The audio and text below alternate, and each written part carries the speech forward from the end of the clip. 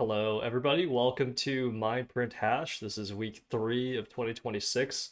As always, you have myself, Cameron Otsuka, and you have Matt Dines here to walk you through the top three kind of big picture changes, big picture news events that have happened in the broader uh, Mine, Print, and Hash framework that Matt has been putting together here. So I'm excited to get into this one. There's a lot going on, a lot of news.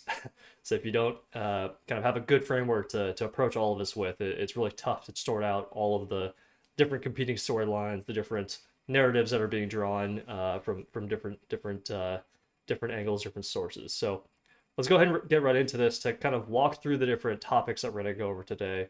Number one, Fed in check. I would consider this definitely an unusual move from an administration to maybe indict or supposedly indict a sitting Fed president, Fed governor. But we'll get into that. Secondarily, Greenland is definitely at a crossroads. There's been a lot of chatter from the Trump administration on how badly the United States needs Greenland, and we'll get into why and how that fits into the broader picture here. And then finally, the big story of this week, Iran. There's been a currency collapse. There's been protests in the streets in Iran. And there's also been concern about a possible U.S. strike in Iran as well. So Matt is definitely going to spend a lot of time with you all walking through his framework on how this fits into the broader picture here. All right, well, that said, let's get right into our first topic of today, which is Fed in check. I'm going to go ahead and flip us over to the slides here. Federal Reserve Chair Powell says DOJ has subpoenaed the central bank, threatens a criminal indictment. What is the story here? Number one, we've known from the past that Trump and the Trump admin has been pushing the Fed to try to lower rates. They want lower rates. They believe it's going to stimulate the economy. We've talked in the past on the podcast here that the Trump admin wants to see the actual GDP rise faster than inflation. But definitely a threat of criminal charges is definitely a ratchet up in terms of what's going on here. And then if you, on the left here, you see January 11th, the actual AP News report. On the right, you see the statement from Federal Reserve Chair Jerome Powell, where he actually responds, again, unusual, where he's actually explaining he believes that the threat against him is specifically because he refuses to force rates down. So Matt, I did a poor job explaining a little bit here, but I would love to hear your thoughts on, how does this fit into the broader framework, and, what kind of a story is this that we're seeing coming out of the Trump admin and the Fed?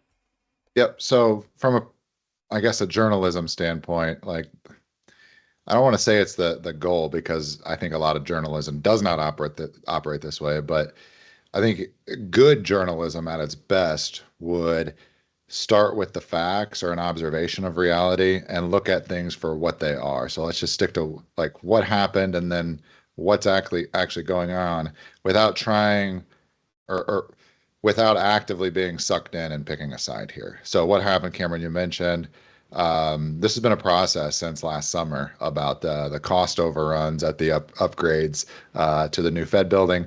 Personally, my favorite one, I don't want to make this show biased, but the new building plans, I saw this cited in one article talking about some two rooftop Italian beehives going into the plan. So you're always looking for like what's the one detail if you're a propagandist that sticks. I think rooftop Italian beehives. It just that stuck with me. I don't know. Maybe other people find that remarkable or humorous or all the above. All right, but anyway, that whole building, cost overrun scandal, 2.5 billion, et cetera. That's kind of the pretext or the backdrop here. And Cameron, as you mentioned, Friday the DOJ apparently showed up, ratcheted up its line of questioning, maybe crossed over that line into making an indictment. I don't know. Threatened indictment was one thing. That's a difference between actually delivering an indictment.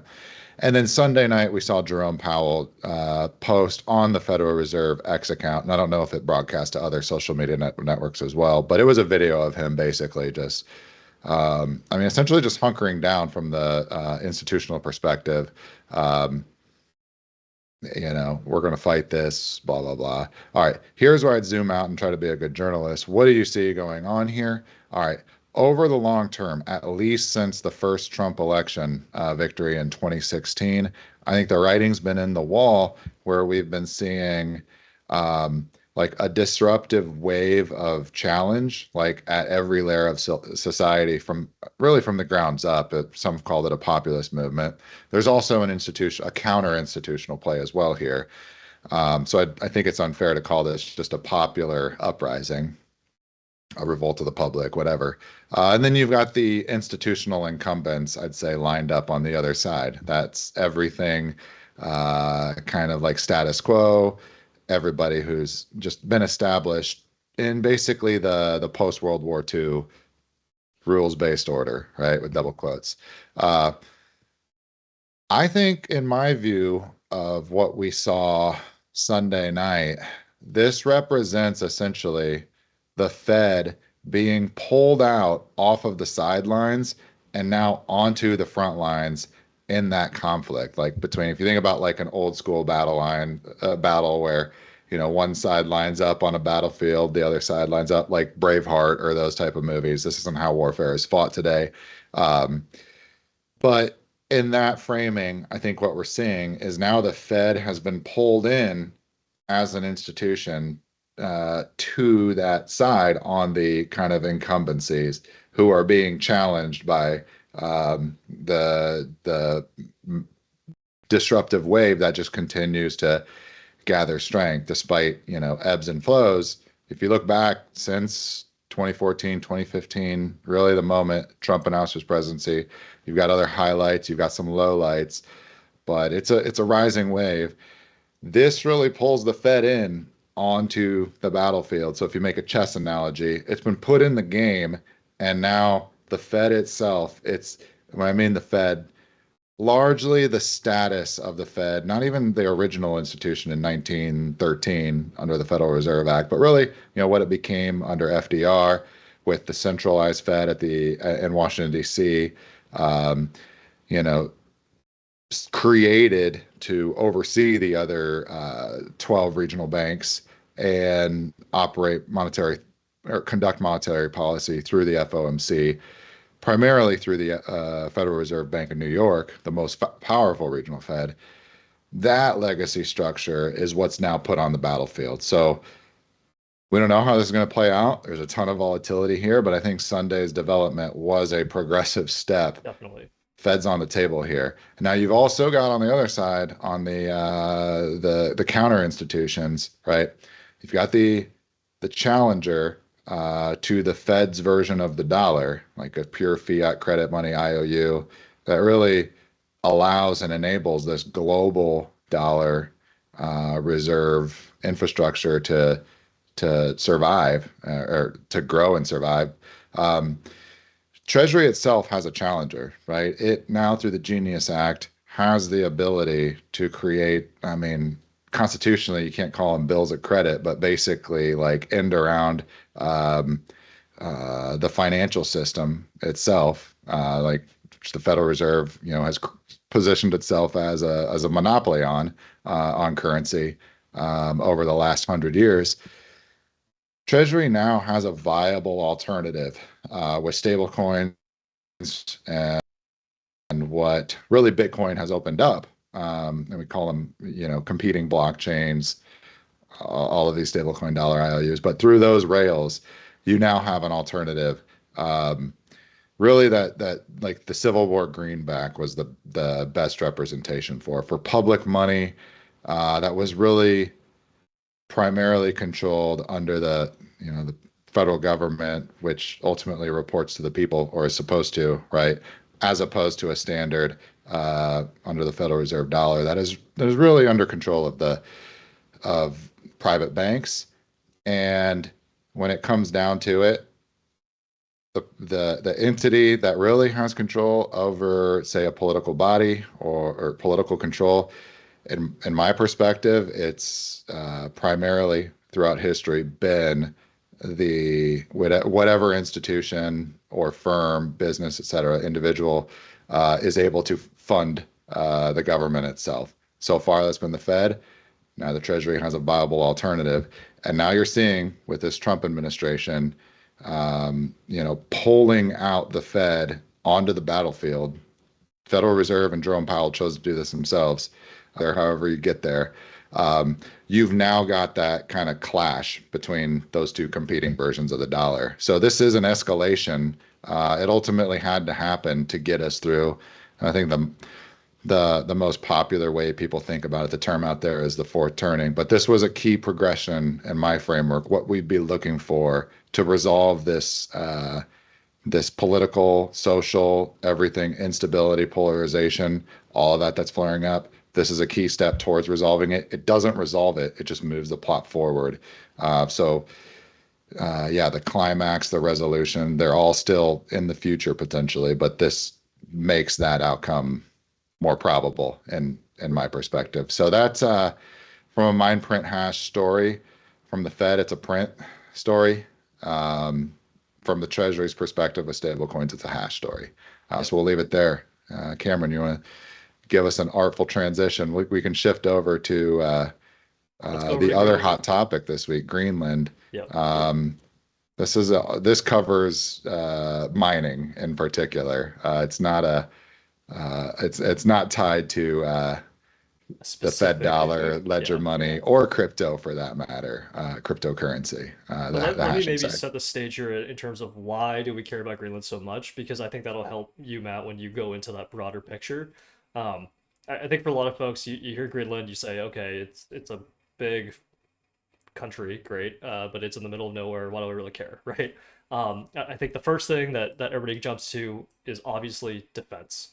So first up, I have here just a map of the Arctic Circle. So we're talking about, why is the U.S., why has Trump been so adamant that we need Greenland in order to secure up our Arctic Circle worries from, let's say, Russia and China and other countries. I think this is the first one, which is if you look at it from this angle, you see Greenland is actually in a pretty unique position, besides Canada and Alaska, to be able to detect incoming missiles. I'm not going to take credit for this. I put soft news.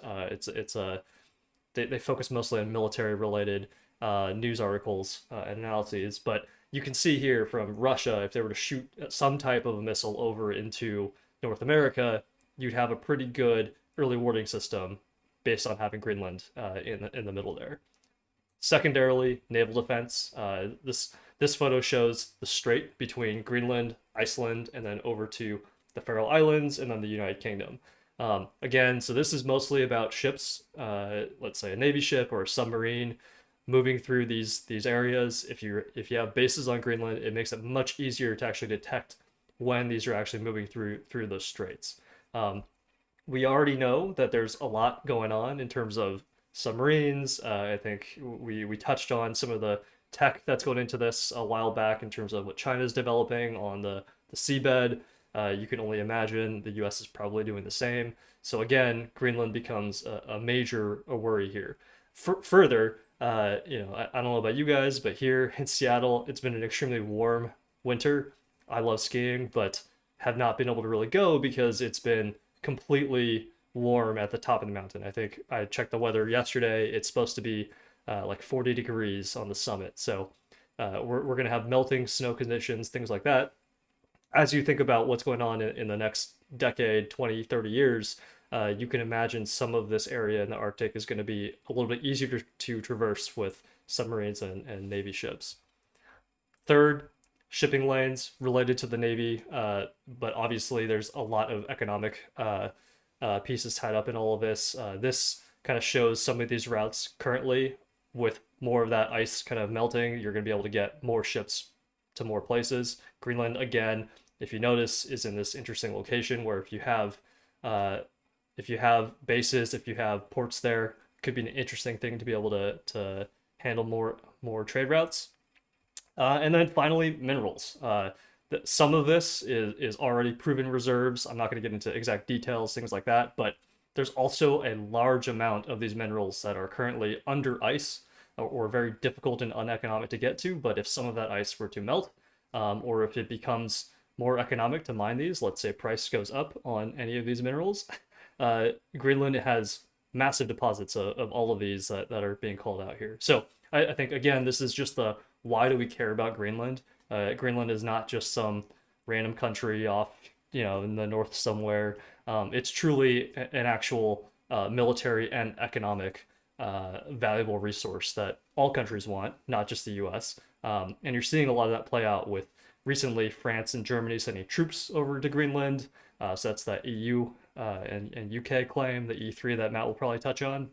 And then you've also seen China and Russia obviously try to make inroads as well. So again, a lot of eyes on Greenland moving forward. But Matt, maybe take it from there. That sets us up for why do we care, but how does this fit into the bigger picture?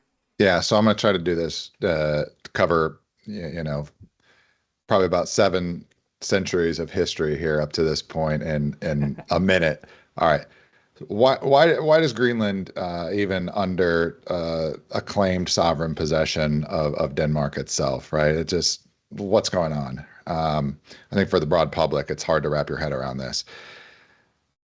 Denmark's claim over this island goes back to pre-Columbus, like it's pre-1492. This goes back to like Kalmar Union. I mean, like kind of post-Viking era. You had basically a unification under, I guess the kings or monarchs of Denmark over most of the Scandinavian peninsula, some of the islands that Cameron's talking about here, Iceland, Faroe Islands, etc., and then Greenland as well. This goes back, I mean, 700, 800 years on that claim. It predates your other Western European powers kind of setting sail and colonizing or claiming as colonies. I mean, the Western Hemisphere primarily, which we'll focus on, but also the rest of the world in general.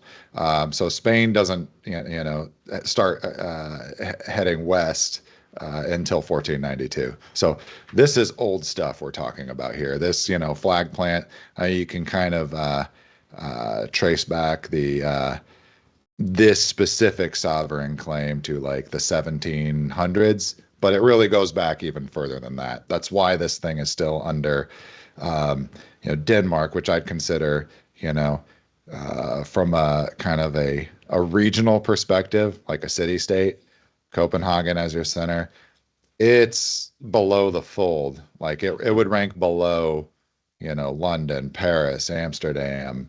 You can count Spain, Italy. It would Switzerland. It would be far. Germany, you got to get to.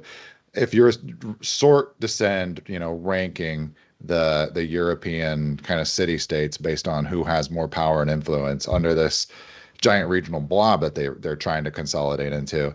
Copenhagen, Denmark, they're not going to crack top 5, and I don't think they ever will be. So they find themselves at an interesting point in history here. It's kind of like a family that used to be extremely wealthy. They're still somewhat wealthy. Like they're doing very well for themselves. Very good per capita GDP. People are happy, all of that. But they're never going to be like a superpower ever again in the foreseeable future, right? But they're sitting on some claim that is like highly valuable here. And now we get into like, why is this thing valuable? All right. So think about perspective. US is the upstart in the game. What it really represents is, think about all of that colonization that came in, Europe into the New World, the Western Hemisphere. The US is the one of those where the settlers kind of fought back and successfully have established their beachhead to self-sovereignty of like they're wealthy, they're people, like their sovereign claim on the land, and they don't have to answer to, someone else and pay tribute, all of that as a vassal state or suzerain, and like those types of setups. So what we're seeing now, in my opinion, all right, so American Revolution, right? We flip, we get the 13 colonies, their successful self-sovereignty, their right to govern, and basically kickstarts this massive experiment in self-governance. the British, the opposition side, they kind of push all of their legacy colonial interests north, and then over the next 100 years between American Revolution and Civil War, you gradually, started to see this strategy where you're going to try the pincer move. You had, what became Canada in the north, uh, your European colonial powers support the revolution from the south. And the great hope was they'd slowly, over time, just chip away, whittle away, boom, boom, boom, before this American experiment failed upon itself. And you're back to the Bring them colonization back into the game. fold. Yeah, Yeah, yeah. you're back in business, baby. All right. So what this represents, in my opinion, Civil War did not go the way the Europeans wanted it to, in my opinion. Um, and now we're at a point, I'm just going to skip over the 20th century. The US is actually, as everything is now back up in the air, everything's on the table. We go through periods of, stability, and then there's instability, decades where, or weeks where decades happen, and Lenin's quote. Um, like what the US is actually going after here in Greenland, in my opinion, if the US, absorbs or integrates Greenland into its, self-sovereign sphere, you've now got a pincer move, a reverse pincer move, if you will, of what the Europeans, the French, etc., of all of their legacy loyalist resources in Canada wanted to set up in terms of, we talked about the play in the 1800s, the long game. It's kind of the exact opposite of that. So it's the in wrestling terms, it's a reversal, right? So if the U.S. can butt in, integrate Greenland, it's got all of this strategic importance, naval, international trade routes, potentially minerals if we can economically extract them. Um, it's a win on all three fronts. But in the big game, the Western Hemisphere establishing its own self-governance, self-rule without foreign influence, Greenland is a huge piece, in my opinion. So that's how I view this. This is how it's going on. Well, we are getting developments here. It's just beginning, right? You heard in Trump first administration, you heard this Greenland idea floated. Everybody wrote it off. Nothing really happened. We're in the phase where it's going to start picking up.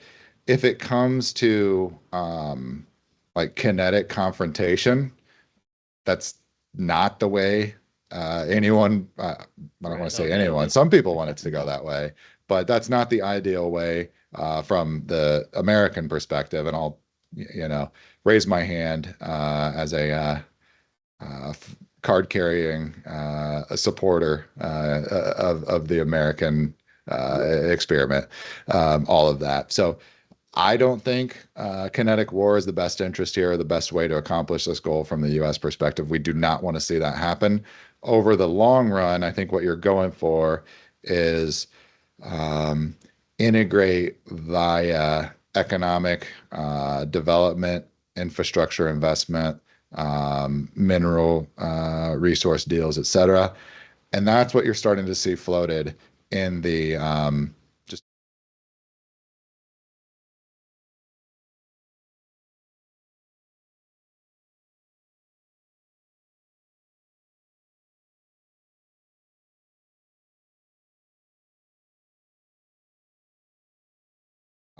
I mean, just live and weather what is really a harsh, tough place to live, let alone work, build up businesses, et cetera. But I think the first phase, the first 1 to 2 years, is going to focus on that economic development. And then the next stage, as this integration project kind of works towards its conclusion, talking about 5 to 10 years into the future, you'll start to see the security guarantees become more and more important. So this is where, all right, the U.S. demonstrating that it offers the only viable, option for both the European, you can call them partners, with the U.S. They've been on both sides of that book over the last 250 years. So I don't take them as fully reliable partners to the degree I think that others do, but that's just me showing my bias, I guess. But either way, I think there is aligned interest on defending Greenland from the um, the Northern European perspective as well as the U.S. perspective. And you see the scapegoat here. It's showing up in Trump's remarks. Um, Russia and China, right? It's like, all right, if we don't protect it, Russia and China are going to come in and take it. So better in our hands. That's where I think over the next 2 years, 3 years, you'll start to see those security guarantees come into play. Um, and I think the immediate reaction we saw with Denmark kind of recruiting and blessing military officers, reconnaissance personnel, all of that into Greenland. This was Thursday, yesterday, January 15th. That's kind of your first stage of, hey, the security thing is discussions, all of that agreements. It's starting up right now. So, in terms of the U.S. pulling this one off successfully, I would say if you rank what are the ways that, or what are the biggest inhibitors to the U.S. achieving that ultimate outcome? I'd say number one, the most likely is that unified EU response. And I think what this positions itself under the hood, the story, the actual story, if you read between the headlines here, is that to increase its chances of the U.S. successfully accomplishing this goal, you're now at the financial plane. Indirect opposition with the euro, if you will. Also, the British pound, the Bank of England. But this firmly puts basically the U.S. Treasury, the domestic United States' own monetary architecture, which we've talked about as being in a state of transition itself, in direct opposition with the ECB, European Council, et cetera. I think so. Without taking this into an escalation, maintain partnership on security through NATO, et cetera. This is the U.S. EU relationship and U.S. UK relationship as well by proxy are really kind of one of the key, what would you call it, like just knife's edge points as we Pivot work through points. this Yep. this big transition that we're into. I'm talking like big picture of this era. Your other ones, if you sort descend, Greenland resistance, it's 57,000 people. They're just looking for better lives. I think they'll go one way or the other. NATO collapse. I think it's actually not in the U.S.'s interest here for NATO to collapse in itself rapidly. I think in the long run, this alliance is probably past its shelf life. But in the Not long immediate for the term, world. Yeah. yeah, in the immediate term, like, is it going to collapse tomorrow? Um, U.S. doesn't want to see this collapse like immediately. It wants to kind of renegotiate, set up all the, plug in the wires, connect the dots, all of that on its own terms, which is going to take longer. Um, Danish military action not going to happen. The Denmark's ability to compete with the U.S. on this front is Exactly. it's not a serious matter. International condemnation, you could get this like UN Security Council vetoes, headlines, etc., but they don't do anything. There's nothing actually there in terms of what what what uh, what the popular accomplish, in my opinion, towards stopping the U.S. from accomplishing its objectives. And then Chinese Russian counter pressure. I think that's actually a good scapegoat here for the U.S. It gives a face to the adversary. It goes right into the point. Hey, you need us for security here, Russia and China. They're the boogeyman. Um, so all these things continue to watch, but if you start seeing more partnership, more deals, et cetera, in Greenland, don't be surprised. It's kind of that same story we've been seeing. U.S. Treasury, U.S. White House outreach with Argentina, integrate them in the orbit. We saw what happened in Venezuela at the first weekend of the new year. The net of that story is Venezuela is being integrated into the U.S. Sphere. I'd say look for that same outcome out of Greenland. The way we get there is economic development. Throw $100 billion at the problem. what's the other one, Cameron? I'm looking for. Oh, the minerals deals as well. Same thing we saw. Yep. If you go back in Ukraine, probably the 100th most important headline out of the Ukraine topic this year. But if you remember, there was a Ukraine minerals deal back in, I think, May of 2025. So watch That's for right. those. It'll be pushing in the same direction. It's a mining story. You've got minerals, but it's also trade, right? Trade is the key um, kind of lifeblood of a financial system, of economic progress, all of that stuff. So keep watching for that. Greenland has entered the chat as far as the big state of volatility and upheaval that we're living through. All right, and the last story, Cameron, I'll do the intro here. Yeah. This one captures attention, but I want to call out we have a currency collapse in Iran at this point. The actual humanitarian story behind this, you can read it in the newspaper, but the actual effect on this is millions of people being pushed into like subsistence level poverty. It is uh, I would just call it a catastrophic story as far as what this means for just human dignity, human respect. We see these headlines, we talk about them, but I just want to get across like the real world uh, outputs of all of this geopolitical activity going on. At the end of the day, there's people who are really suffering out of this. So keep that in mind. I know this isn't something where it's like, all right, you see the Sarah McLachlan dogs commercial, you call them, you save a dog. It doesn't do anything. But I think the right approach here, the right outcome is to hopefully provide economic stability, get through this as soon as possible because there is real human suffering going on, a lot of it. So as much of that as we can prevent, the better, in my opinion. Doesn't mean it's going to be easy. This is going to be a very difficult kind of untangling or just kind of resetting of a essentially one of the non-top four, I'd say at this point, like civilizational blocks, if you will. Talk about U.S., Europe, Russia, and China at the front, but what Persia represents or Iran, in modern times, it's one of those big blocks of civilizations that's just it's going through one of its own downturns. So I don't know.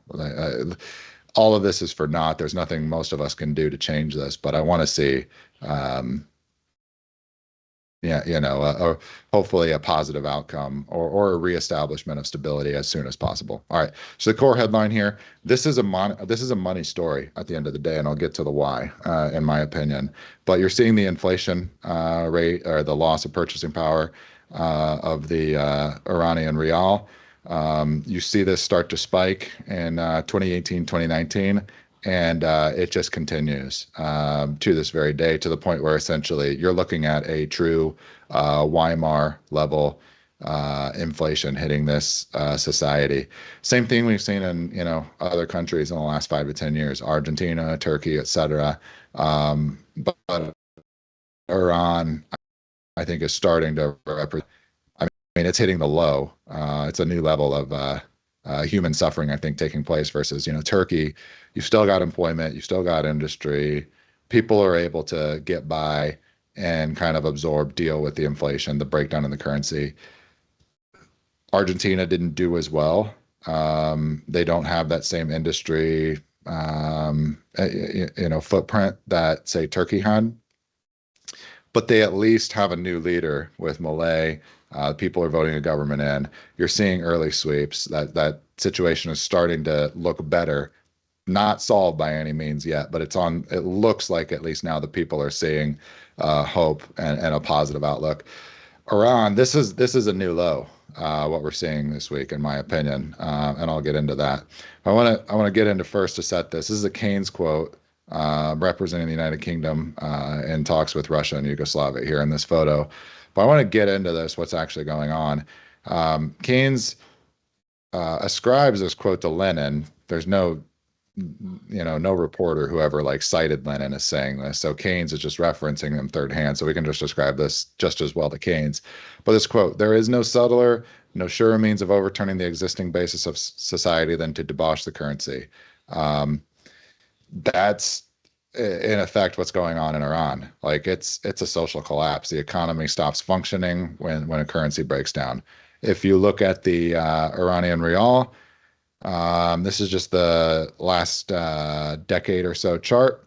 You see, essentially after, JCPOA, addressing the Iran nuclear problem, development of nuclear weapons potentially. After Trump pulled out of that Obama era, agreement that the U.S. Negotiated alongside three European, core powers, UK, France, and Germany. We'll just call them the E3. That's what they're referencing them by in the headlines these days. And then China was actually party to this as well. Trump pulled out of this in 2018, and you start to see on this currency chart, Iran starts to manage itself to a dollar peg. You think about the de-dollarization trend. There's a lot missing from that narrative. I think that a lot of the social media influencers are just, hammering on with that one. But essentially, what we saw here in the last week was the full collapse of that dollar peg. So Iran and Rial, you've got a full-on currency collapse at this point. What we just saw is I said this earlier, but a true Weimar style inflationary outcome for these peoples. How did we get here? I want to get on that. If everybody remembers, back in June, we had those bunker busters, dropped on the Fordow, and a couple of other Iranian nuclear enrichment facilities. Effectively, just presuming that those strikes were effective, which is, up for debate within the intelligence community, military community, all of that. But just the outcome of those strikes was essentially to take the pretext of all of this just warmongering that's been developing over Iran for 20 years at this point. Basically, my entire lived adolescent and adult life.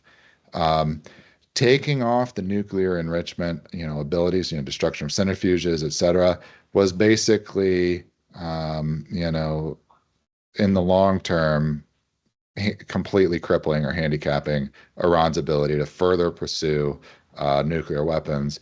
It's an important development, not just for what it represents for Iran, domestically and all the power factions there, but also the international superpowers who cite that issue as the casus belli, if you will, for further kinetic intervention in Iran. So we had those strikes taken off the map. We'll get back into that. The JCPOA, that wasn't the end of it, though, as we'll see in just a second. And this is just in the recent past in everybody's memory.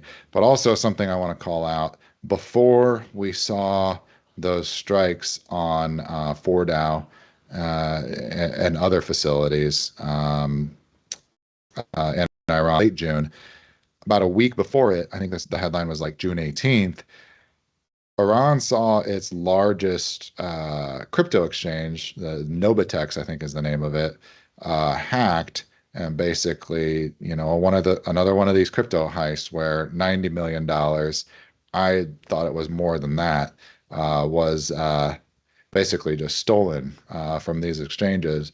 But you see the pairing here, right? This is not just, Joe Schmo, civilian infrastructure, a couple of teenage boys, on Minecraft server, whatever, like running a hack on Iran's largest crypto exchange. This is intelligence. Or military, right? This is part of that operation, in my opinion. Now, was it the same people? Was it the U.S., et cetera? Maybe not. It was, I think, the actual group that claimed responsibility was actually Israeli. The point is, the same degree that the nuclear infrastructure or the uranium enrichment infrastructure captured the headlines as like an actual target of the operation, start thinking about the attack on the monetary infrastructure, the crypto, the Nobitex. There was a bank as well, Bank Sapa, we Thanks, highlighted it Apa. back in June. That was um, tied to the Iranian Revolutionary Guard, if I remember correctly. These things were all part of that same operation. So my point here, nuclear issues like further nuclear proliferation, yes, important, but think about these things in terms of the money. Back to that original Keynes and Lenin quote. And I think we'll start to develop a better kind of footing and bearing in reality as things get more and more confusing as the volatility continues to accelerate. Um, so now those things are done in June. What do we start seeing as soon as July, August? Um, Remember, I talked about the JCPOA, this Obama era agreement that gave some abilities to use further sanctions to push back on Iran's ability to develop nuclear weapons. Um, After these facilities were all, zeroed, obliterated by these bunker busters, the JCPOA sanctions, the members, the E3, and then China also went along with the vote, I believe, or wasn't able to stop it at the very least. I don't know if they voted with the E3.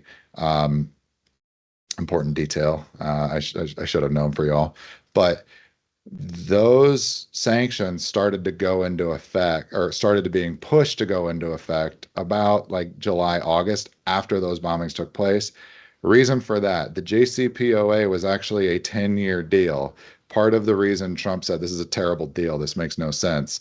There's a 7 point argument for why this thing was no good from the U.S. perspective, and he, backstopped his decision to withdraw from that agreement in 2018. This thing expired on October 18th of 2025. So had the E3 allowed that window to lapse, they would have never been able to use these JCPOA sanctions. It was just kind of a use it or lose it type of thing. So the the drumbeat starts rolling like August. It starts showing up in the United Nations Security Council. These things go into effect by October, right? So as of October, the Iranian regime, which was already under sanctions, it's already struggling. It's trying to keep its currency soft pegged to the dollar. Once those sanctions show up, that means imports, exports, international trade. Iran's ability to um, basically be serviced as a customer through the legacy uh, capital markets infrastructure, the systems, that disappears. And once that economic activity goes bye-bye, that's when you start seeing the financial collapse accelerate. So, Cameron, next slide. This is where you start getting to that development. The Ayanda Bank gets forced merged in with one of Iran's, I think it is Iran's largest bank, the Bank Melli, um, on October 24th. Why did that have to happen? Um, Essentially, this Ayanda Bank was already insolvent, like multiple times over, right? It had loans that were going bad. One of Yeah, describe one of them, um, Matt. the more popular loans here, we'll get into it, is was to this Iran mall, which actually ate up a lot of the bank's balance sheet capacity. Believe it or not, Iran and everything you've known about them for 10, 20 years built chose to finance and invest its own capital infrastructure in this Iran mall, which was actually the world's largest shopping center. It's unfathomable to believe this, right? We think in America, a Mall of America, talk about peak consumer culture, right? Dubai has Where a would you big not mall, but expect it yeah. to be? Iran. Well, no, you'd be wrong. It was in Iran. They built this thing in the 2010s. Um, the Ayanda Bank held a lot of the debt, and just peak stupid decisions, I guess. Like you choose to invest your resources in this thing. It just is like shockingly, uh, uh, I mean, poor management, capital misallocation, et cetera, malinvestment to its core from the Austrian perspective. But anyway, once all that economic activity disappears, this luxury mall, dries up. No one has any money. They're not in there buying the European designer handbags, all that fancy stuff. This debt goes bad, and it goes bad very quickly. So they have to get the Iranian kind of monetary authorities. They force the merger of this Ayanda Bank into Bank Melli, and then the only way that they could paper over it was to literally print money. So that's where you start getting the currency breakdown, right? And you get true Weimar style printing. And the even the mainstream outlets are starting to piece this one together. I think we're just, for everybody who's like, why is there civil unrest going on around? Why are we talking about, you know, um, another Shah Pahlavi coming in as a proposal to, you know, um, reestablish stability. Where does the Ayatollah Khamenei come into all of this stuff? At the end of the day, this is a monetary story, in my opinion. You've got a complete collapse of the currency at this point. This doesn't get better for anyone involved until you reestablish currency stability on the ground. So there's multiple ways you can do it. Um, there's good ways, there's bad ways. The status quo though is just continue to muddle through. Now, um, when I say muddle through, what do we mean by that? On the ground, people are choosing over the last, let's say, 15, 16, 17 years since Bitcoin arrived. Slowly, people are opting into these alternative rails, this alternative monetary framework. Sometimes it's out of speculation. We can see the chart on Bitcoin. It's boom and bust, but the trend is up and to the right. There's a lot of draw, from wealthy countries, people in developed markets who just want to speculate, get rich, etc. But there's also cases and stories like Iran and other kind of emerging markets where political and monetary stability do not exist, where people are reaching out to this as kind of the life raft of last resort. So you're turning to Bitcoin and dollar stable coins as a credible alternative to what we think about as, state or yes, state operated or from a Westphalian order nation state, framework, monetary structures, the crypto rails, and what the kind of internet adoption over the last 30 to 40 years has provided the basis for. You're seeing segments of the population gradually but meaningfully adopt this as the muddle through as an option, just assuming the foreign powers, the internal domestic parties like the IRGC, the mullahs, etc., the military in Iran, if no one can come in and emerge to establish order, I think in this point, like Bitcoin is like the clock is on its side. Stable coins, the clock is on its side as well. So you're seeing those cryptocurrency reserves that Nobitex kind of represented, the Bitcoin reserves, as a key kind of piece in establishing monetary order, which now if you roll back the tape 7 months, why did that hack take place before even the nuclear facilities were attacked? It's about a money and monetary stability within a population, in my attention, or in my opinion. And you just kind of work forwards from there. Now, who's the winner and loser here? I really hate to say that or think about it that way, because the the people bearing the brunt of this are the Iranian people. And it is like vastly more important than anything else that I think the world, everybody else involved, does what it can um, to resolve this problem as soon as possible for those millions of people of suffering's benefit. That's not the way the world works, though. Sadly, um, this is going to have to work itself out, most likely with a lot of pain. Is the very unfortunate reality. But who stands to gain here? See Israel at the top of the list, but I'd say United States here. Um, a new regime in place for the United States would represent a government that would actually be open to dialogue and working with the United States, which is not the status quo. Like the United States has no footprint in this region. They don't like the government of Iran has to operate through Qatar and Oman as a mediary to get anything done in this region.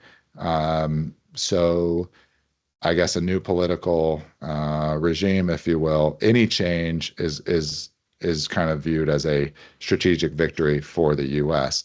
And then also that status quo, further Bitcoin adoption in Iran, and then U.S. dollar stablecoin in Iran. You could say that's also a positive for we talk back to our original story, right? The two sides lining up in the U.S. You got the Fed dollar and the Treasury stablecoin dollar. Treasury stablecoin adoption within Iran is good for one side within the political and monetary upheaval that's taking place in the U.S. itself. So these stories everywhere in the world, if you look at it, you can connect the dots usually in one way or the other. Now the big losers here, you would actually say the EU.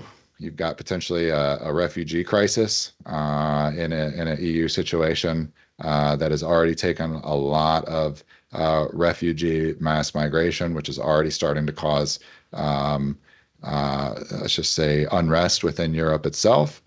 Um, and another loser here, you would say, would be Russia as a strategic partner. We talk about a lot of drone equipment coming in from Iranian production in this, kinetic war on the battlefield in Ukraine, et cetera. A lot of the kind of war munitions in this era of warfare is potentially at risk with what we see on the ground in Iran. So this is a touch and go situation.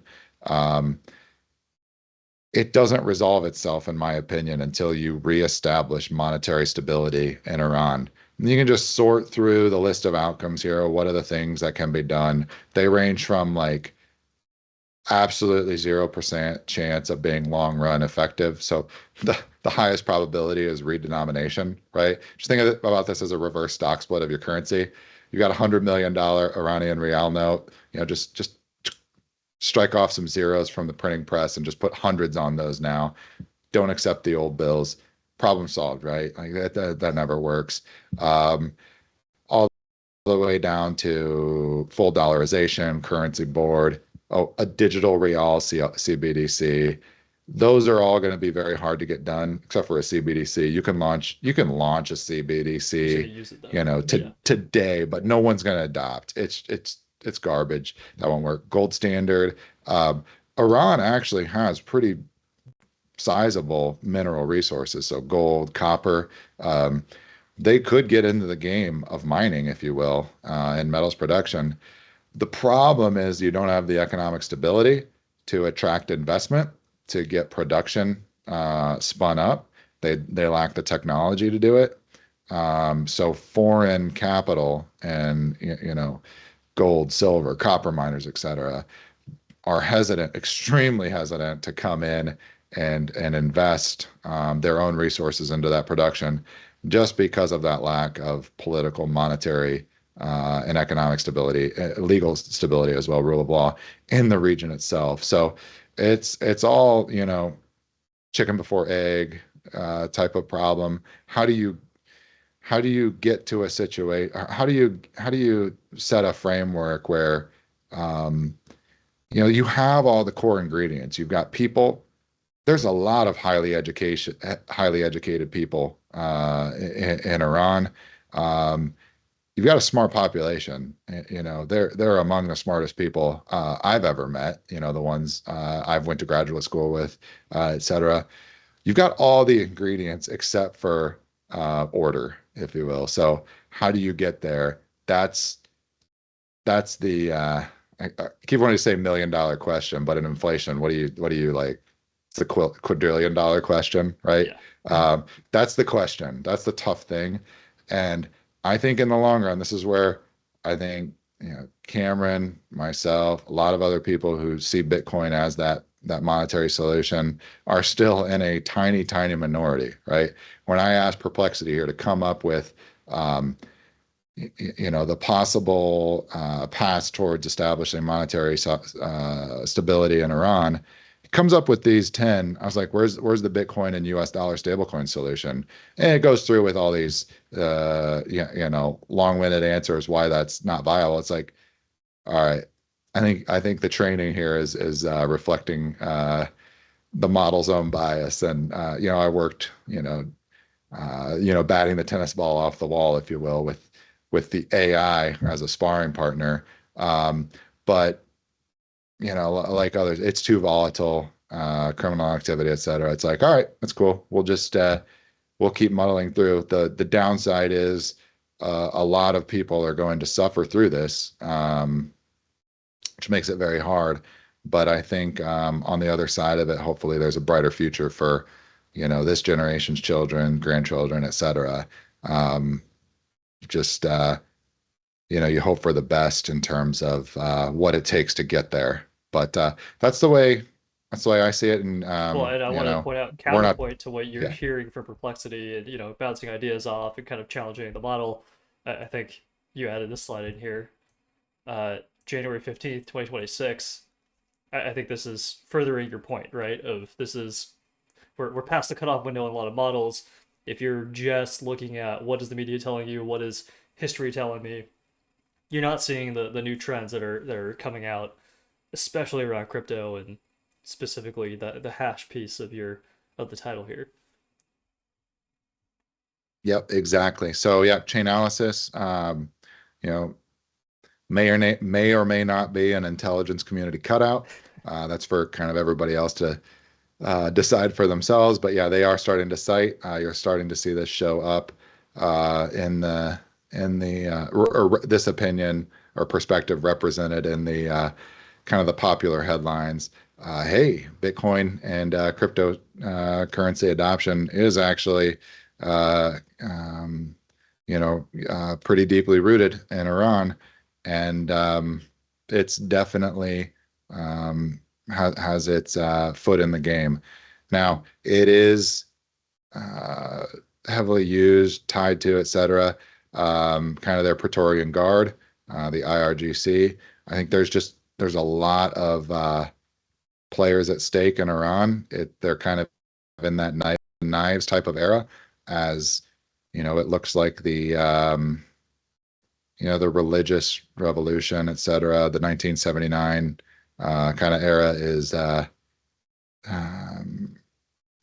coming to its own logical conclusion, and Iran is getting ready to begin a kind of a new era in its own, multi uh, millennium history as a civilizational peoples.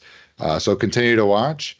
This is going to unfold quickly, but at its core, this is a printing and hashing story, as well as a humanitarian crisis. So keep watching this closely.